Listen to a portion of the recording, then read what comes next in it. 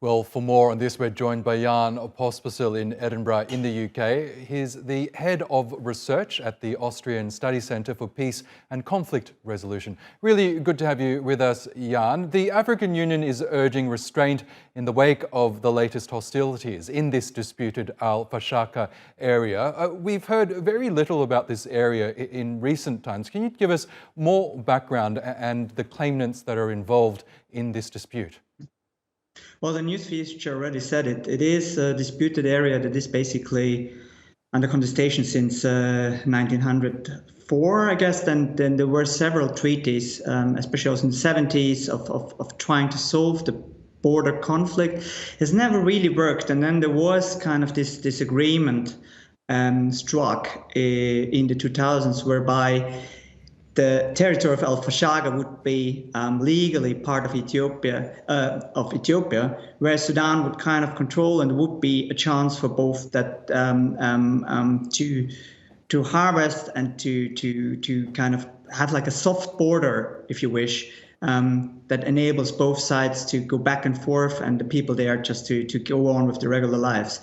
But with the recent escalation, especially in both countries, with the coup in Sudan on the one hand, and then the escalation of the Tigray crisis in Ethiopia on the other hand, tensions in Al-fashqa again escalated. And at some point, basically, both sides use Al-fashqa for small-scale attacks, for basically, I would say, gains on the home front when there's problems in other areas like Tigray, like the protests against the military in Sudan.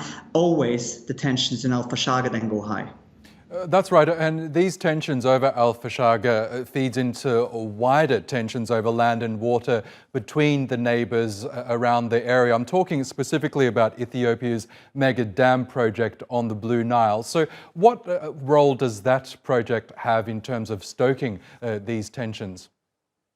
Well, huge ones. It considers really the whole region, and Ethiopia as well as Egypt try basically now for years to get other regional players on their side. So Ethiopia has just offered South Sudan, for instance, very good conditions to get power from the dam to South Sudan. At the same time, Egypt is very close with the Sudanese coup regime of Al-Burhan. Al-Burhan was himself trained in Egypt, was in Egypt for a long time, and basically also tries to now get a grip on the other side of the Nile with draining projects in South Sudan. So basically, the hydropolitics around this dam are certainly one of the important, broader kind of regional frameworks in which this conflict plays out. Now, and of course, this Al-fashqa area has long been cultivated by Ethiopian farmers, but as we know, it's being claimed by Sudan at the moment. Yeah. Why has that status quo all of a sudden flared into this conflict? And you mentioned the tensions with over this Blue Nile Dam as well as the Tigray conflict, but is there anything else that's led to what we're seeing now? I mean, this incident now is in a way very interesting, because I would even argue it serves both sides in a way. We have to remember that today, 30th June, is the day of huge protests against the military regime in Sudan.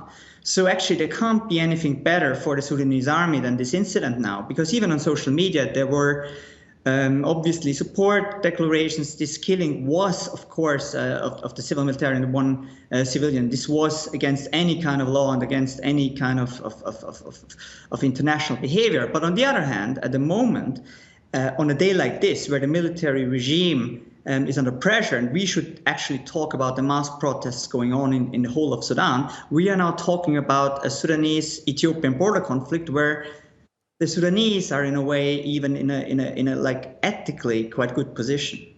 Now, in terms of any sort of a resolution or an attempt to calm tensions, who could step in to perhaps mediate between the various parties involved?